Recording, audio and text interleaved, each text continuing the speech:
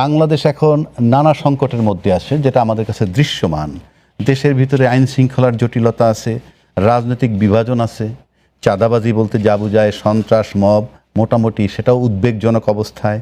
অর্থনীতিতে মূল্যস্ফীতি চলছে, ব্যাংকিং খাতে রয়েছে অনিয়ম, তারপরে গ্যাস বিদ্যুৎ মহাসংকটে, ইতিমধ্যে 900 টেক্সটাইল মিল বন্ধ হয়ে গেছে। তারপরে বৈদেশিক মুদ্রার রিজার্ভ রেমিটেন্স কিছুটা স্বস্তি আছে, কোনো সন্দেহ নাই, কিছুটা স্বস্তি আছে। এরপরে আন্তর্জাতিক অঙ্গনে বাংলাদেশের সামনে বড় চ্যালেঞ্জ আছে, অনেক চ্যালেঞ্জ। ভারতের সঙ্গে সম্পর্ক এখন সংবেদনশীল। শেখ হাসিনার ভারত অবস্থান এবং তার প্রত্যর্পণের দাবি দুই দেশের সম্পর্কের অন্যতম বড় ইস্যু হয়ে আছে। এই ধরনের বিভিন্ন বিষয় আন্তর্জাতিক এবং অভ্যন্তরীণ এইসব সংকটের সমাধান নিয়ে আলোচনা করব। এবং এই আলোচনা পর্বে শুরুতেই যদি আমি আসি মাহবুব কামাল ভাইয়ের কাছে। আচ্ছা, আপনি আমাকে বলেন, মানে আসলে সংকটটা কোথায় এবং বাংলাদেশ এখন কতটা সংকটে? সংকট, আমি রাজনৈতিক সংকট খুব একটা দেখছি না, কারণ এনসিপি, জামাত তাদের এবং বিএনপির সঙ্গে সাপে নেউলে সম্পর্কটা এখন নাই আপাতত। সম্ভবত এটা শেখ হাসিনার যে ডিসেম্বরে আসার যে প্রতিশ্রুতি, সেইটার উপর ভিত্তি করে হয়তো ফ্যাসিবাদ ঠেকাও এই ধরনের একটা ঐক্য এখন চলতেছে। ফলে রাজনৈতিক সংকট আমি খুব একটা দেখছি না। সংকট আছে টুকটাক, যেমন পলিটিক্যাল ল্যাঙ্গুয়েজ খুব দূষিত হয়ে পড়তেছে, মানুষ রাজনীতিবিদরা পর্যন্ত ডেসপারেট হয়ে যাচ্ছে, ভাষা খুব নিম্নমানের ভাষা প্রয়োগ করা হচ্ছে ইত্যাদি। এগুলি কিছু সংকট আছে, কিন্তু মোটা দাগে রাজনৈতিক সংকট আপাতত নেই। মানে ডিসেম্বর পর্যন্ত আমার মনে হয় না কোনো রাজনৈতিক সংকট থাকে। সংকটগুলোকে আমি মোটা দাগে তিনটা ভাগে ভাগ করতে চাই। একটা হচ্ছে মবতন্ত্র, একটা হচ্ছে জ্বালানি সংকট, একটা হচ্ছে অর্থনীতি, আরেকটা হচ্ছে ফরেন পলিসি। মোটা দাগে মব, জ্বালানি, অর্থনীতি এবং ফরেন পলিসি, এই চারটা মোটা দাগে সংকট বিরাজ করতেছে। আমি জ্বালানিটা একটু বলি না, এইটা খুব নাকি আমি এটা কি আমরা ছোট ছোট প্রশ্ন, ছোট ছোট উত্তর। না, জ্বালানিটা একটু বড় হবে। সেটা হচ্ছে যে দেখেন, বিএনপির যে নির্বাচনী ইশতেহার না, সেটা আমি পড়ছি, এই টকশো করার প্রয়োজনেই পড়ছি। সেখানে বলা হয়েছিল যে মানে 2030 সাল নাগাদ আপনার বিদ্যুৎ ও জ্বালানি খাতে উৎপাদন ও সঞ্চালন সক্ষমতা বাড়িয়ে 35,000 মেগাওয়াটে উন্নীত করা হবে বিদ্যুৎ ক্যাপাসিটি, ঠিক আছে, 2030 সাল নাগাদ। এবং সঞ্চালন লাইন 25,000 সার্কিট কিলোমিটার সম্প্রসারণ করা হবে। এটা কিন্তু বিএনপির ইশতেহারে আছে। ওখানে কিন্তু বলা নাই যে শেখ হাসিনার আমলে বিদ্যুৎ খাতে যে সমস্ত সংকট তৈরি হয়েছিল, যে সমস্ত প্রবলেম তৈরি হয়েছিল, সেগুলির কথা কিন্তু বলা নাই। তারা স্ট্রেট ওয়ে বলছে যে আমরা 230 সালের মধ্যে এটা করব। এখন আমরা শুনতেছি, যেহেতু বিদ্যুৎ নেই, গ্যাস নেই, এখন শুনতেছি যে সব ফ্যাসিবাদ ধ্বংস করে দিয়ে গেছে। তাইলে যদি ফ্যাসিবাদ ধ্বংস করে দিয়ে থাকে, তাহলে আপনাদের নির্বাচনী ইশতেহারে ওই কথাটা কেন বলছিলেন? ওখানে বলতেন, একটা ফুটনোট দিতেন যে শেখ হাসিনার আমলে এই হয়েছে, ফলে আমাদের দেরি হবে, এটা বলতে পারতেন। এখন আওয়ামী লীগকে স্কেপগোট করা হচ্ছে। স্কেপগোট, আমি এটা একটু ব্যাখ্যা করি। স্কেপগোট শব্দটা আসছে এইভাবে, 400-500 বছর আগে খ্রিস্টান ধর্মযাজকরা মনে করতেন যে মানুষ যে পাপ করে সেটা ছাগলের কারণে, এবং তারা ছাগলকে মরুভূমিতে পাঠিয়ে দিতেন। ওখান থেকে আসছে স্কেপগোট, অর্থাৎ নিজের দোষ অন্যের ঘাড়ে চাপানো। এটা নানাভাবে হয়। যেমন ধরেন একটা কোম্পানি, না, কোম্পানিটা লস করলো, ফেল করতেছে, এখন দোষ কিন্তু হায়ার এক্সিকিউটিভ নিবে না, তারা করবে কি, নিম্ন অধস্তন যারা আছে তাদের যে কোনো একজনের ঘাড়ে চাপাই যায়, এই তোমার কারণে এই কোম্পানি লস করলো, ঠিক আছে। কী হয়, ধরুন খেলা, না, খেলা তো একটা টিম ওয়ার্ক, ধরুন ফুটবল টিম ওয়ার্ক, এখন হেরে গেছে, এখন করবে কি, স্কেপগোট একটা বের করবে, এই তুমি ওই সহজ গোলটা দিতে পারো নাই, হ্যাঁ, এটা যে একটা টিম ওয়ার্ক, ওইটা ভুলে যাবে, এটা ওইভাবে মারলেই তো গোল হয়ে যেত।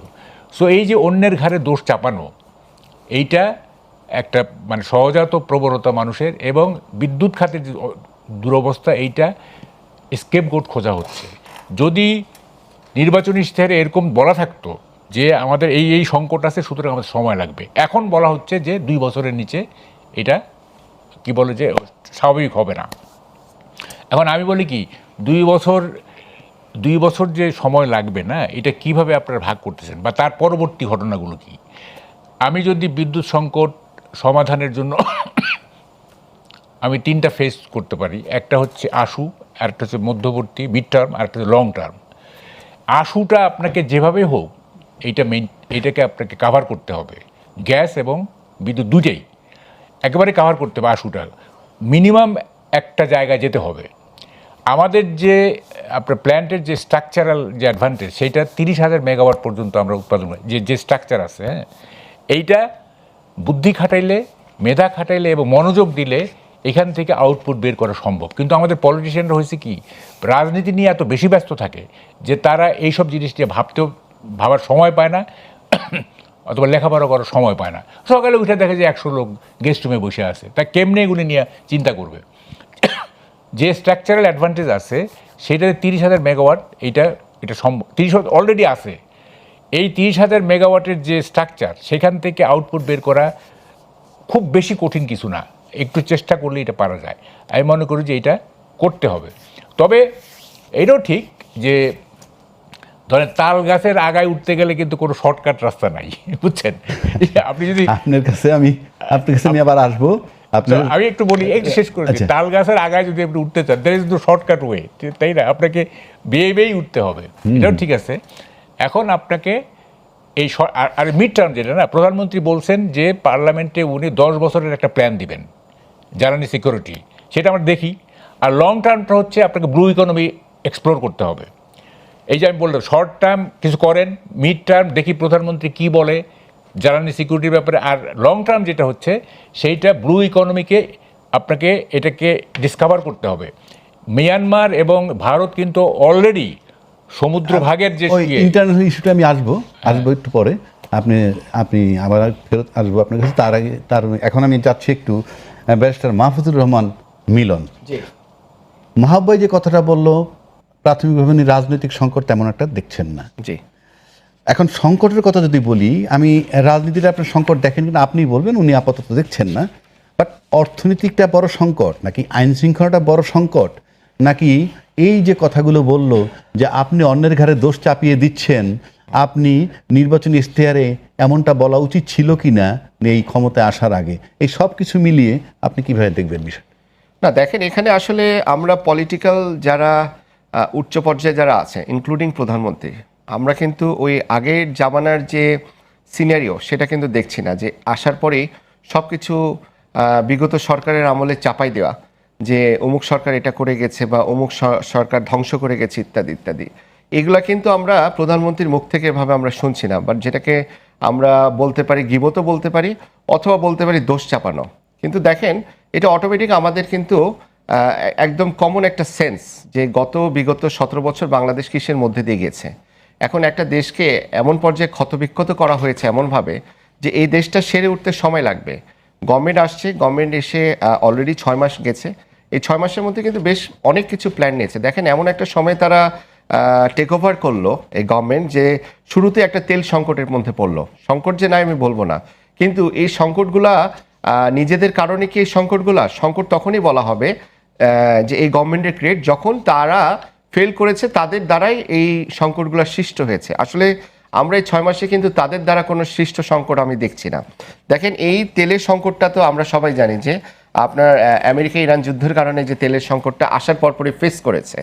তারপরে আমরা আবার এখন দেখছি যে আরও কিছু সংকট আছে। আপনি শুরুতেই বললেন যে আইন শৃঙ্খলার অবনতি। হ্যাঁ, অ্যাডমিটেডলি আইন শৃঙ্খলার অবনতি কিন্তু ঘটেছে, এটাও একটা সংকট, অবশ্যই দেশের জন্য এটা এক সংকট। এবং স্বরাষ্ট্রমন্ত্রী কিন্তু সালাউদ্দিন সাহেব নিজে কিন্তু স্বীকার করেছিলেন আর কি পার্লামেন্টে, যে হ্যাঁ, আমরা admittedly it is my confession, our confession, যে হ্যাঁ, আমাদের এখানে বাংলাদেশে বর্তমানে আইন শৃঙ্খলার অবনতি ঘটেছে। এখন এই সংকটগুলা ওভারকাম করতে টাইম লাগবে, এটা স্বাভাবিক। এখন প্রেজেন্টলি যে সংকটটা আমি বলি কেন টাইম লাগবে, কারণ আপনাদের পক্ষ থেকে বলা হয়েছিল নির্বাচনের আগে যে নির্বাচন হয়ে গেলেই সমস্ত সংকট দূর হয়ে না যাবে। না না না এটা আপনাদের যিনি প্রেসিডেন্ট হবেন কালকে উনি আচ্ছা, বলছেন জি। যে নির্বাচন হলে আর কোনো সংকট থাকবে না। না। কিসের বেসিসে? দেখেন, নির্বাচন হলে সংকট থাকবে না বলতে যেটা বোঝানো হয়েছে সেটা হচ্ছে নির্বাচন প্রক্রিয়ায় দেখেন আগে দেখেছি যে দিনের ভোট রাত্রে হয়ে গেছে, আমি ডামি নির্বাচন হয়েছে, তাই না? সবকিছু ছিল একনায়কতন্ত্র, তাদের ইচ্ছা মতো করেছে। এখন দেখেন যেটা বলা হয়েছে নির্বাচন যখন হবে সুষ্ঠুভাবে তারপর একটা গণতান্ত্রিক প্রক্রিয়া শুরু হবে, সেই প্রক্রিয়াটা কিন্তু শুরু হয়েছে। ইন এ সেন্স যে কথাটা বলা হয়েছে যে একটা গণতান্ত্রিক প্রক্রিয়া শুরু হয়েছে, এই গণতান্ত্রিক প্রক্রিয়ায় যে সংকটগুলো আছে দেশের এখন যে প্রেজেন্ট সংকটগুলো আছে, এই সংকট ছাড়াও ইন ফিউচারে যে সংকটগুলো আসবে সেগুলো সংকটগুলো কিভাবে আপনার সমাধান করা যায়, এটা একটা গণতান্ত্রিক সরকার যখন আসবে সেটা সুষ্ঠুভাবে আপনার টেক ওভার করা সম্ভব হবে। এবং ওনারা যেভাবে কাজ করে যাচ্ছে আমি মনে করি যে হ্যাঁ, দেখেন অ্যাডমিটেডলি অবশ্যই এখানে জ্বালানি খাতের এখন সংকট দেখা দিচ্ছে। তো এটার জন্য বেশ কিছু পলিসি তাদেরকে করতে হবে, এখন থেকে এমন কিছু পলিসি করতে হবে জানি ইন ফিউচারে যদি না হয়, ওনারা যদি এই পলিসি গ্রহণ করে ইন ফিউচারে দেখা যায় যে এই সংকট থেকে গেছে, তখন তাদেরকে দোষ দিতে হবে। ওনারা আসার সাথে সাথে যে সংকটগুলো তৈরি হয়েছে যেগুলো তাদের কারণে না, সেগুলোকে তাদেরকে দোষ দিলে হবে না। তবে অবশ্যই আমাদের সাধারণ জনগণ হিসেবে কাম্য যে সংকটগুলোর মধ্যে দিয়ে আমরা যাচ্ছি সেগুলো যেন অবশ্যই সমাধান হয়। আরও কিছু সংকট আছে, আপনি শুরুতে যেটা বললেন যে আমাদের অর্থনৈতিক কিছু সংকট আছে, মুদ্রাস্ফীতির হার, বাংলাদেশে এখন মুদ্রাস্ফীতির হার 8.32%। আমি যদি ভারতের দিকে যাই, ভারতের মুদ্রাস্ফীতির হার হচ্ছে 4.45, পাকিস্তানে যদি যায় 9.20, বাংলাদেশ থেকে কিন্তু বেশি, শ্রীলঙ্কা কিন্তু 7.30। এই যে মুদ্রাস্ফীতির একটা সংকট আছে, তো এই অর্থনৈতিক অবস্থাটাও মানে কোন পজিশনে এসে এই গভর্নমেন্ট টেক ওভার করেছে সেটাকেও কিন্তু আমাদেরকে ভাবতে হবে। তো দেখা যাক সামনে কি হয়, এই সংকটগুলা কতটুকু ওভারকাম করতে পারে সেটা আমাদেরকে সামনে সময় দিতে হবে, দেখতে হবে। মানে মূল সংকটের কারণ অভ্যন্তরীণ নাকি আন্তর্জাতিক পরিস্থিতি? মানে আমি বলতে চাচ্ছি এইটি, আমার অভ্যন্তরীণ সংকটের সাথে রাজনৈতিক সংকটটার কোনো সমন্বয় বা সম্পৃক্ততা বলছি খুঁজে আগে পাচ্ছেন? একটু সাপ্লিমেন্ট করে নিই ওনার কথাটা। দেখেন, মানে 6 months is too early two comment, এটা ঠিক আছে না, বাট দ্য পয়েন্ট ইজ যে গ্রাফটা আমরা কি দেখতেছি। আমার একটা সেকেন্ড দেন, যদি 6 মান্থ খুব আর্লি হয়ে যায় তাহলে আপনি আমার একটু ক্লারিফাই করবেন কখন থেকে আমরা কাউন্ট করব যেটা ম্যাচিউর টাইম? বলছি আমি, দেখেন হানিমুন কাকে বলে, হানিমুন পিরিয়ডটা কি? হানিমুন পিরিয়ডটা হচ্ছে any venture, be it marriage or anything, মানে যতক্ষণ না পর্যন্ত ক্রিটিক্যাল ভিউজ আসতেছে ততক্ষণ পর্যন্ত এটা হানিমুন পিরিয়ড, ঠিক আছে? বিয়েতেও বা যে কোনো জায়গায়। তো আমরা ক্রিটিক্যাল ভিউজ দেওয়া শুরু করব। হ্যাঁ, দেখেন গ্রাফটা আমরা দেখব। আমি কি প্রথম রাউন্ডে বললাম যে তাল গাছের আগায় উঠতে গেলে কোনো শর্টকাট রাস্তা নাই, ওকে ফাইন, কোনো শর্টকাট নাই। কিন্তু ব্যাপারটা যদি এরকম হয় যে তৈলাক্ত বাসে আপনার বানরের বেয়ে উঠা যদি হয়, মানে 2 ফুট উঠে আবার যদি 1 ফুট নেমে যায়, অথবা 2 ফুট উঠে তৈলাক্ত বাস যেহেতু নেমে যায়, তাইলে কিন্তু ডেস্টিনেশনে যাওয়া কঠিন হয়ে যাবে। এবং দেখেন এই যে কেন বলতেছি কথাগুলো, গ্রাফটার কথা কেন বলতেছি, গ্রাফটা কিন্তু নিম্নগামী, গ্রাফটা ঊর্ধ্বগামী না। গ্রাফটা যদি ঊর্ধ্বগামী হইতো তাইলে I won't mind, okay fine, gradually হচ্ছে না। এখন কি গ্র্যাজুয়ালি ডাউনওয়ার্ড না গ্র্যাজুয়ালি আপওয়ার্ড সেটা আমরা দেখি। যেমন ধরেন মব, না মব, আপনার স্বরাষ্ট্রমন্ত্রী একদম প্রথম দিকে বললেন no mob, no more mob, okay. অথচ আপনি সমাজের দিকে তাকালে দেখেন একটা জিনিস, আমাদের মন্ত্রীদের মুখের কথা এক আর মাঠের বাস্তবতা কিন্তু আর এক। আপনি যদি মাঠের দিকে তাকান দেখবেন ইউনূস আমলের চাইতে মব কমে নাই, ঠিক আছে? একদম লেটেস্ট 2টা ঘটনা বলি আপনাকে। কিশোরগঞ্জে আপনার একটা কনসার্টের আয়োজন করা হয়েছিল এবং আপনার যে মানে ইসলামিস্টরা বা অথবা জেহাদিরা তারা ডিসিকে কমপ্লেন করার পরে এই কনসার্ট বন্ধ করে দেওয়া হয়েছে। আপনি কি শুনতেছেন? খুবই কিন্তু একটা বার্নিং কোশ্চেন। কনসার্ট বন্ধ করে দেওয়া হয়েছে থ্রেট করার পরে।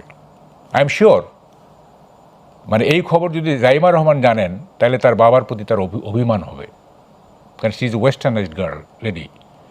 কনসার্ট বন্ধ করে দেওয়া হয়েছে। ব্রাহ্মণবাড়িয়াতে আপনার পুলিশের অনুষ্ঠান, সেইখানে আপনার মব হয়েছে, পরে অবশ্য পুলিশ তাদেরকে ইয়ে করছে, বুঝেন, পুলিশের অনুষ্ঠানে মব হয়েছে, কারণ ওখানে গান হচ্ছিল, ঠিক আছে।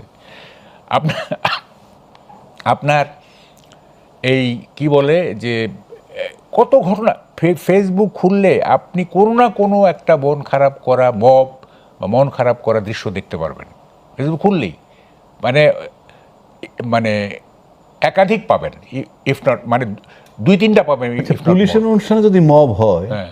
সেই মব তো সাধারণ কোনো লোকে করে না, কারা করে? হ্যাঁ, যেই করুক, আপনি ওইটা তো তাদের গানের অনুষ্ঠানে গিয়ে ওরা মব করছে, এবং পুলিশ অবশ্য পরে কি বলে স্ট্রাইক ব্যাক করছে, সেটা সে অবশ্য করছে সেটা। এবং দেখেন, ধর্ষণের মামলা করছে বলে তার বাবাকে খুন করে কুপিয়ে মেরে ফেলা হয়েছে। 15 বছরের এক কিশোরকে মেরে শহীদ মিনারে ঝুলিয়ে রাখা হয়েছে। ইউনোর পদত্যাগের দাবিতে ইউনো অফিসে মব হয়েছে, আদালতে মব হয়েছে, আদালতে বোমা ফাটছে। কি কারণ? হয় জামিন প্রত্যাখ্যান করছে অথবা জামিন দিছে, আই এম নট শিওর কোনটা হয়েছে, দুইটার একটা হবে। তো এখন এই যে মব চলতেছে না, যদি এমন হইতো যে আগের তুলনায় রেশিওতে আপনার মবের পরিমাণ কমতেছে ধীরে, তাহলে আমরা বুঝতাম যে আচ্ছা ঠিক আছে, ধীরে ধীরে ওই যে উৎপাদনের ক্রমহ্রাসমান বিধি আছে যেটা, যে ধীরে ধীরে কমতে থাকে, এটা আমরা মানতাম। কিন্তু আমরা তো দেখছি এটা বাড়তেছে। তো ফলে এইখানে মানে 6 months is too early two comment বলার কোনো সুযোগ নাই, ঠিক আছে, যেহেতু গ্রাফ নিম্নমুখী। তো এখন কি কারণে মবের ব্যাপারে কি কারণে সরকার ইনডিফারেন্ট, উদাসীন, কি কারণে মব হতে দিচ্ছে? যারা মবিস্ট তাদেরকে কি সরকার চেনে না, বা আইন শৃঙ্খলা বাহিনী চেনে না, গোয়েন্দারা চিনে না? কোনো মবিস্টকে কি আপনার আইনের আওতায় আনা হয়েছে? No mobist is taken into task. বরং মাহাদি নামের যে ছেলেটা, যে ওই যে পুলিশ হত্যা করছিল নাকি, মাহাদি বোধহয় নাম, তাকে অ্যারেস্ট করার পরে কয়েক ঘন্টার মধ্যে তাকে ছেড়ে দেওয়া হয়েছে। আবারও ছেড়ে দিছেন? তাই তো দেখলাম। তার মানে আমরা দেখতেছি যে, আমি একটা কথা প্রায় বলতাম, সেটা হচ্ছে যে অপশক্তিকে দমন করলে গণতন্ত্রের কোনো ক্ষতি হয় না, বরং গণতন্ত্র আর শক্তিশালী হয়। একটা ধারণা আছে যে পুলিশ অ্যাকশনে গেলে বোধহয় এটা গণতন্ত্র নষ্ট হয়ে গেল, গণতন্ত্রের সতীত্ব চলে গেল। তা না, পুলিশ কোথায় স্ট্রাইক করতেছে, এটা কি অপশক্তিকে না শুভশক্তিকে? যদি অপশক্তিকে হয় তাহলে এটা গণতন্ত্রের জন্য কোনো ক্ষতিকারক না। এখন আমরা দেখতেছি যে সবাইকে আমরা চিনি, কে কে কী করতেছে না করতেছে আমরা চিনি, কিন্তু কাউকে আইনের আওতায় আনা হচ্ছে না। তার মানেটা কি এই যে ওই যে মানে গ্রাম দেশে একটা কথা আছে যে আল্লাহর ষাঁড় ছেড়ে দিছি, ষাঁড়। হ্যাঁ, আমি আপনার আসবো আপনার কাছে। আমি একটু মাহফুজুর রহমান মিলন আপনার কাছে যাচ্ছি। মাহবুব কামাল যে কথাটা বলল যে মাহাদি আমিনরে গ্রেফতার করলো আবার ছেড়ে দিল, এটা কি আমিন না, আমিন না, মাহাদি ওই যে হবিগঞ্জের যে বৈষম্য বিরোধী, মানে এটা এটা কিন্তু কি? আমি মানে নেটে দেখছি, এটা সত্য নাও হইতে পারে। আচ্ছা, যাই হোক, ধরা যাক তাকে ধরে নিছে এবং তাকে কোনো একটা মামলা আটকাইলো, সেটা এক জিনিস, আবার তাকে ছেড়ে দিল। যদি তাকে গ্রেফতার করে রেখে দেয় তাহলে কি জুলাই চেতনার বিরুদ্ধের অ্যাকশন কিনা এটা? না, আর না, যদি ছেড়ে এটা- দেয় তাহলে জুলাইয়ের পক্ষে কিনা? এবং জুলাইয়ের আন্দোলন অন্যতম দাবি যে ছিল রাষ্ট্র সংস্কার, সেখান থেকে যদি আমরা কম্পেয়ার করি তা আমরা কোথায় আছি? না দেখুন, সব কিছুই যদি আমরা আসলে এই জুলাই নিয়ে আসি, এটা কিন্তু আসলে সঠিক না, ঠিক আছে। এখন জুলাই আন্দোলন যারা করেছে তারা যদি কোনো অন্যায় করে তাদেরকে কি ছেড়ে দেওয়া হবে? তারা যদি কোনো অপরাধ করে তাদেরকে কি ছেড়ে দেওয়া হবে? অবশ্যই না। তার বিরুদ্ধে যদি কোনো সুনির্দিষ্ট কোনো অভিযোগ থাকে, অবশ্যই তার নামে অ্যাকশন হওয়া উচিত, তার নামে মামলা হওয়া উচিত। যদি তাকে জিজ্ঞাসাবাদ করে যদি তার নামে কোনো কিছু না পাওয়া যায়, তাকে ছেড়ে দেওয়া উচিত। তার নামে হয়তো সুনির্দিষ্ট কোনো কিছু পায়নি, এই জন্য ছেড়ে দিয়েছে। মানে আসলে হয়ে গেছে কি আমাদের এখানে একটা, একটু বলি আমি। জি বলেন। এটা সে পুলিশের সাথে আপনার একটা ক্ল্যাশে গেছে। ক্ল্যাশে হ্যাঁ। গেছে। এখন আইন শৃঙ্খলা বাহিনীকে যদি আপনি চ্যালেঞ্জ করেন, এখন একটা কমন প্র্যাকটিস হয়ে গেছে পুলিশের সাথে বাক বিতণ্ডে জড়ানো এবং পুলিশকে মানে হেনস্থা করার একটা ইয়ে চলতেছে। এইটা আপনি তো আইন শৃঙ্খলা বাহিনীকে তার কাজ করতে দিবেন, তাই না? অবশ্যই। তাহলে সেইটাই তো একটা অপরাধ। অপরাধ। 1 2 নম্বর হচ্ছে আপনি যদি তাকে ছেড়েই দেন তাহলে ধরলেন কেন?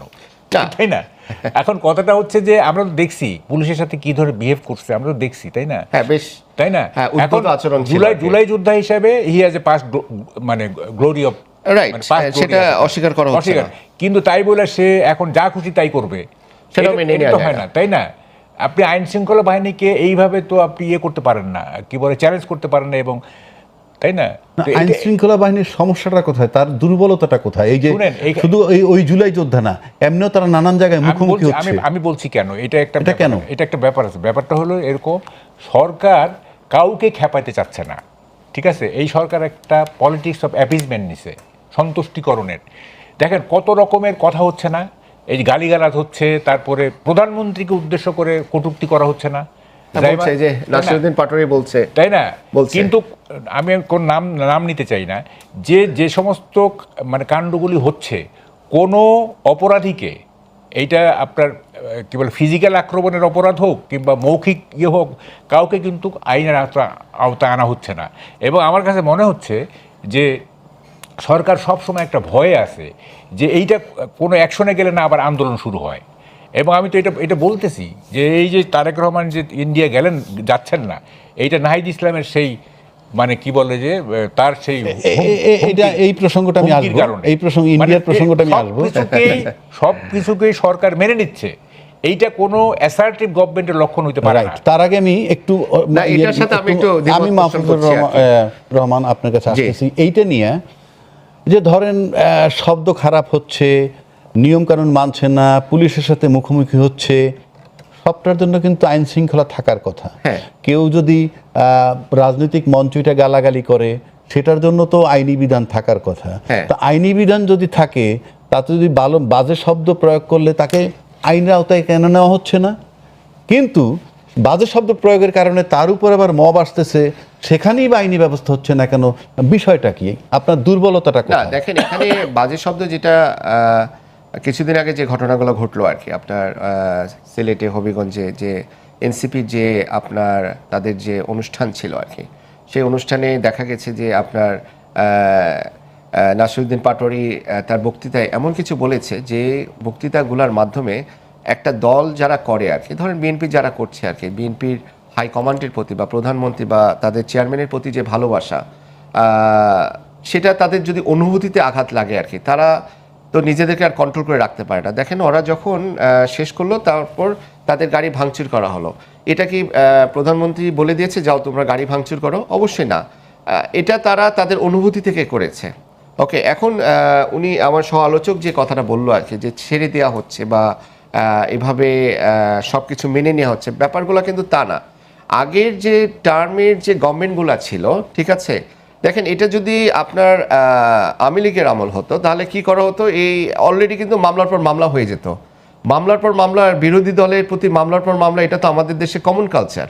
কিন্তু এই মামলার পর মামলা কি হচ্ছে, বিরোধী দল এত কিছু বলে যাচ্ছে, ওপেনলি বলে যাচ্ছে, কিন্তু তার নামে কি কোনো মামলা করা হচ্ছে বা কোনো কিছু করা হচ্ছে? মামলা হওয়ার মতো আইনি বিষয় থাকে, তাহলে হবে না কেন? মামলা করতে পারতো, কিন্তু একটু শুনেন, দুইটাই ইকুয়ালি ব্যাড। মামলার পর মামলা হওয়াটা যেমন খারাপ, অফকোর্স, আবার অপরাধ তাহলে তো আবার সে ফ্যাসিস্ট আমলই হয়ে যেত আর, তাই না? এটা যেরকম খারাপ, আবার অপরাধ করলে মামলা না হওয়া, সেটাও একই রকম অপরাধ, রাইট? তো আপনি এখন দেখেন, এই যে অপরাধগুলো করছে, এগুলো তো পলিটিক্যাল স্টেটমেন্ট, ঠিক আছে?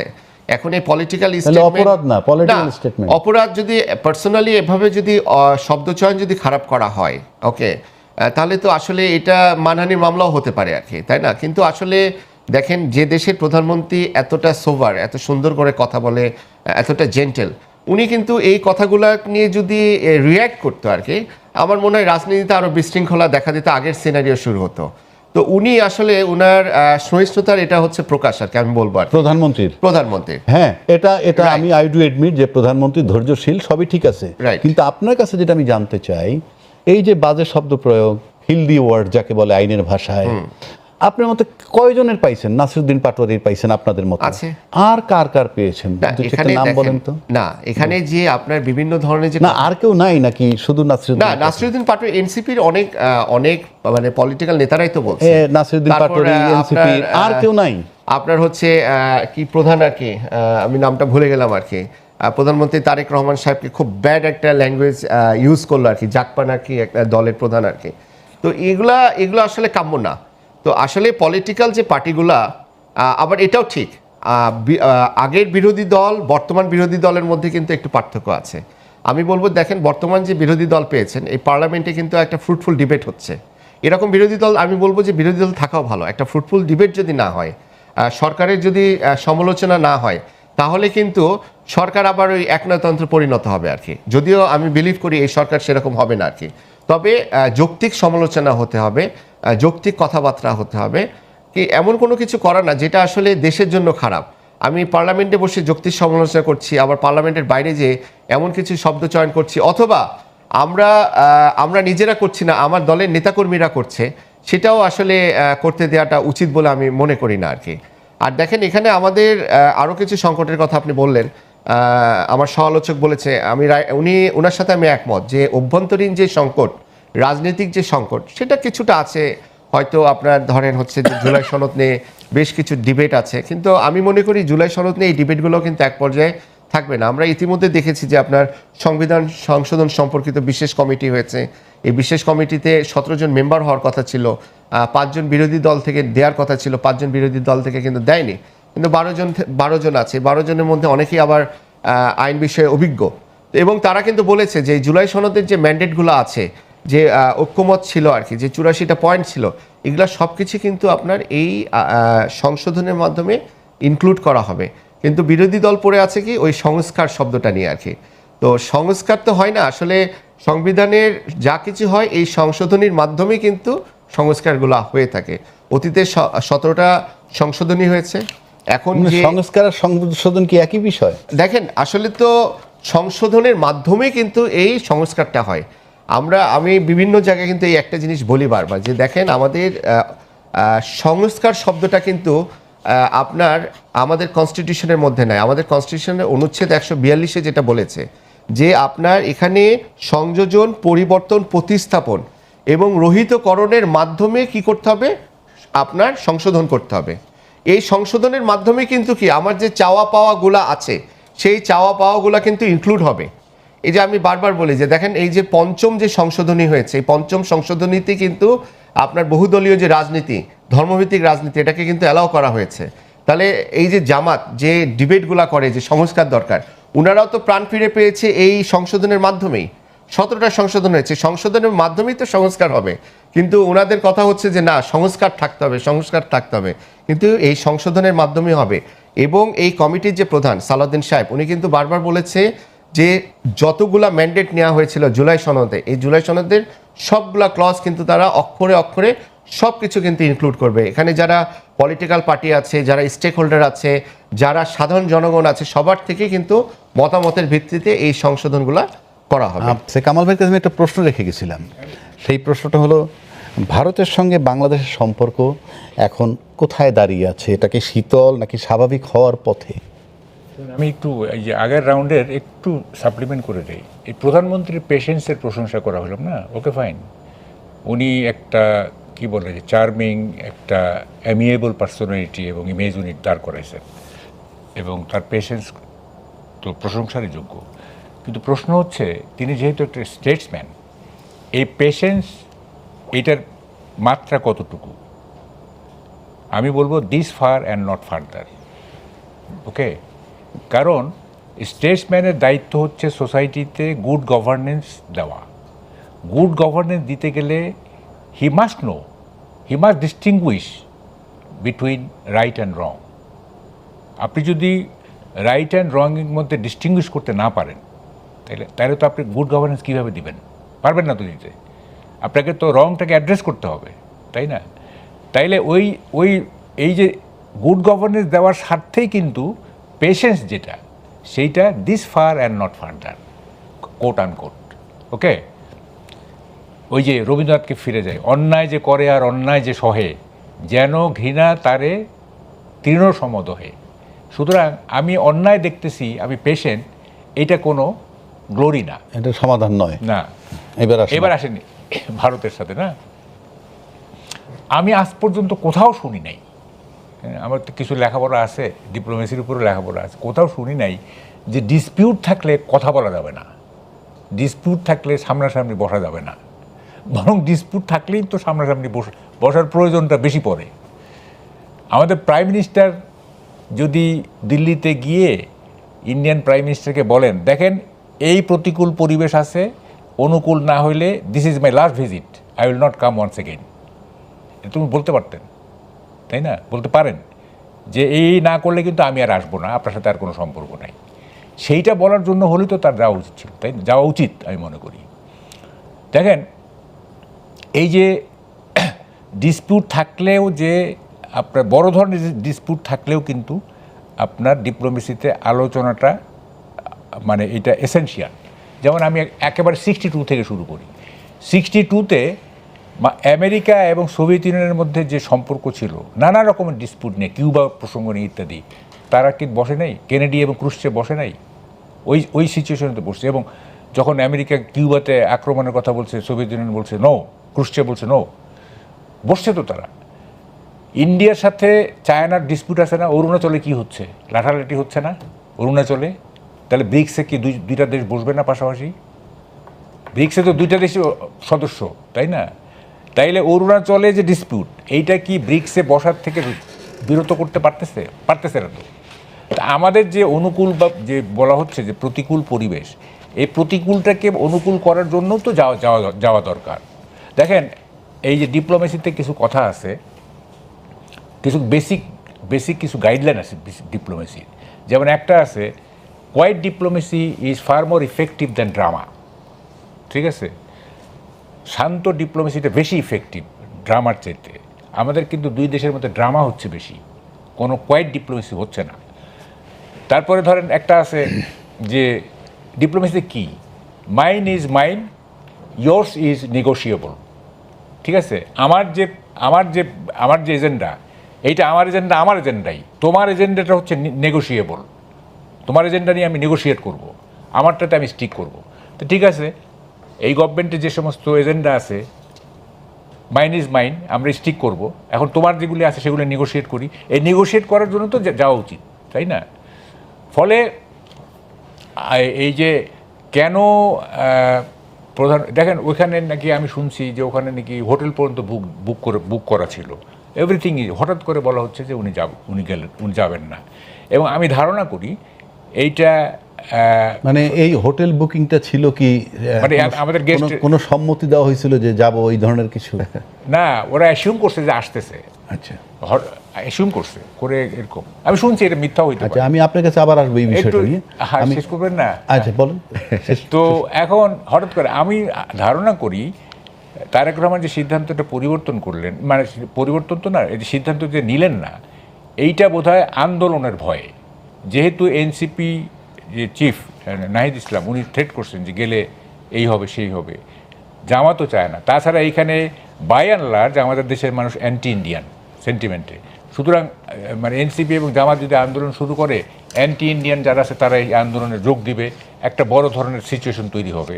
হ্যাঁ, ফলে এই মূল কারণটা বোধহয় এইটা। তা না হলে উনি তো বুদ্ধিমান, তাই না? He is intelligent.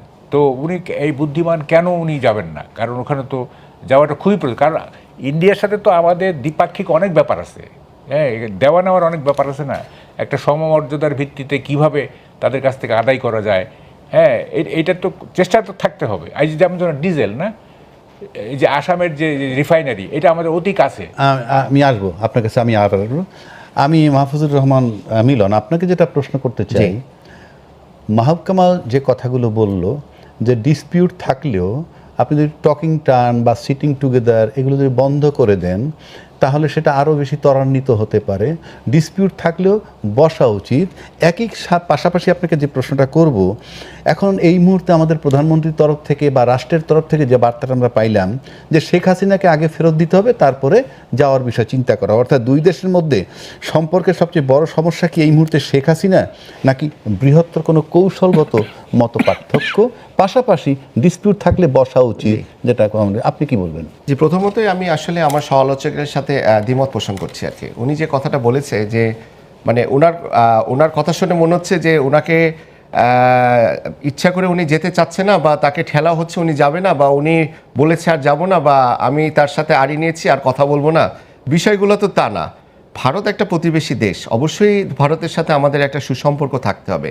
এখানে আমার সমালোচক যতগুলাই কথা বললো সব কিন্তু বোধহয় দিয়ে বলেছে আর কি, ঠিক আছে। সো আমার মনে হয় আসলে এক্স্যাক্ট তথ্য থাকলেই সেক্ষেত্রে বলা উচিত, তাছাড়া আমার মনে হয় বলা উচিত না। এখন এনসিপি জামাতের ভয়ে প্রধানমন্ত্রী যাবে না, এটা আসলে আমার কাছে হাস্যকর মনে হয়েছে আর কি। তো এখানে প্রতিটা দেশে যখন একটা দেশে ভিজিটে যাওয়া হয় তখন এই ভিজিটে যাওয়ার সময় অনেক প্ল্যান থাকে, ওই প্ল্যানগুলো অনুযায়ী কিন্তু একটা দেশে আপনার ভিজিট করতে হয়। এটা তো আসলে যেন তেন পার্সন যাচ্ছেন, একটা দেশের প্রধানমন্ত্রী যাবে, ওই দেশের প্রধানমন্ত্রীও ফ্রি আছে কিনা সেটাও দেখতে হবে। সব কিছু অ্যাকোমোডেট করে কিন্তু একটা দেশে যাওয়া হয়। আবার দেখেন এখানে কিন্তু অবভিয়াসলি যেহেতু আমরা জানি যে বিগত সরকারের ফ্যাসিস্টের যে জনক ছিল আর কি, সেই এখন ইন্ডিয়াতে আছে, ভারতে আছে, সেটাও একটা অবশ্যই ইস্যু। এটা তো একটা সাধারণ সেন্টিমেন্ট, এটা তো শুধু প্রধানমন্ত্রীর সেন্টিমেন্ট না, এটা সাধারণ মানুষের সেন্টিমেন্ট। দেখেন 2013 সালে কিন্তু আপনার বন্দি প্রত্যাবর্তন চুক্তি হয়েছিল ভারতের সাথে, এবং এই শেখ হাসিনা কিন্তু ওই সময় এই প্রত্যাবর্তন চুক্তি করেছিল। তো এই প্রত্যাবর্তন চুক্তির কিছু ব্যাপার আছে। আমরা জানি যে হাদির হত্যাকাণ্ড হয়েছিল, সেই হাদির হত্যাকাণ্ডের যে অভিযুক্ত ঘাতক তাকেও ওখানে ধরা হয়েছে। তো বেশ কিছু ইস্যু কিন্তু অ্যারাইজ করেছে আর কি। সো এই দুইটা দেশের পলিটিক্যাল বর্তমান অবস্থা, দুইটা দেশের প্রধানমন্ত্রীর অ্যাভেলেবিলিটি এবং একটা এক্স্যাক্ট সময়, সব কিছু ভেবে কিন্তু একটা দেশে যেতে হবে। আবার দেখেন প্রধানমন্ত্রী যে বসে আছে অন্য দেশের সাথে যে সম্পর্ক করার চেষ্টা করছে না তাও তো না। প্রধানমন্ত্রী আমরা দেখেছি মালয়েশিয়া গেছে জুনে, আপনার হচ্ছে চীনে গেছে, উনি তো বলেনি বা কেউ তো বলেনি যে আমরা ভারতে যাবই না। না, একটা খুব ইন্টারেস্টিং জায়গায় আপনি আসছেন। না দেখেন এখানে আসলে ভারত আর চীনের যে সম্পর্ক, ঠিক আছে, সেটা তো তাদের মধ্যে আসলে এটা ভারত এবং চীন দুই এশিয়ার পরাশক্তি আর কি, এবং তাদের মধ্যে কৌশলগত এবং অর্থনৈতিক বেশ কিছু দ্বিপাক্ষিক তাদের মধ্যে সমঝোতা বলেন, সমঝোতা না বলেন, সব কিছু তাদের মধ্যে আছে আর কি। এবং তাদের মধ্যে যে আমরা জানি যে হিমালয়ের সীমান্ত নিয়েও তাদের মধ্যে বেশ কিছু ডিসপিউট আছে আর কি। তো এটার মধ্যে বাংলাদেশ আসলে এমন একটা জায়গায় আছে, অবভিয়াসলি ভারত একদম প্রতিবেশী, চীনে গেছে, চীনের সাথে বাংলাদেশ গেছে, তার মানেই যে ভারতের সাথে সম্পর্ক খারাপ হয়ে যাবে আমি এটা মনে করি না। আবার ভারতের সাথে গেলে যে চীনের সম্পর্ক খারাপ হয়ে যাবে আমিও এটা মনে করি না। আমার মতে যে আমার দেশ বাংলাদেশ, এই বাংলাদেশের সকল দেশের সাথে একটা ভালো সম্পর্ক থাকতে হবে। দেখেন এখানে ইন্ডিয়ার সাথে ভালো সম্পর্কটা থাকাটাও কিন্তু জরুরি। একদম যে আমি ইন্ডিয়ার সাথে কথা বলবো না এটাও কিন্তু আসলে কখনোই কাম্য না, বা এটা কেউ চায়ও না, এবং আমাদের দেশে সরকারও এটা চায় না বলে আমি মনে করি আর কি। কারণ এখানে আমাদের বর্ডারে কিন্তু ভারতের অনেকাংশ আছে আর কি। সো আমার মনে হয় যে অবশ্যই প্রতিবেশীর সাথে অবশ্যই একটা ভালো একটা অবস্থা থাকা জরুরি, বাট অবশ্যই নিজেদেরকে বিলিয়ে দিয়ে না। সুযোগ থাকলে আবারও আসবো। জি মাহবুব ভাই, আপনাকে বলি, আমি 2 মিনিটে আপনি একটু বলি। আপনি বোধহয় এটা জানেন না যে আপনি বললেন না যে এইটা তো প্রস্তুতির ব্যাপার আছে। ফরেন মিনিস্ট্রি অনেকগুলি সেগমেন্টে প্রস্তুতি রেডি করা ছিল, নদীর পানি থেকে শুরু করে সব। আপনি এই ইনফরমেশনটা আপনার জানা নেই, প্রস্তুতি ছিল। 2 নম্বর কথা হচ্ছে আপনি বললেন যে আমি কি ওইটা যদি বা বোধ হয়, দেখেন আপনি তো বারেট ল করছেন, ইংল্যান্ডে ছিলেন।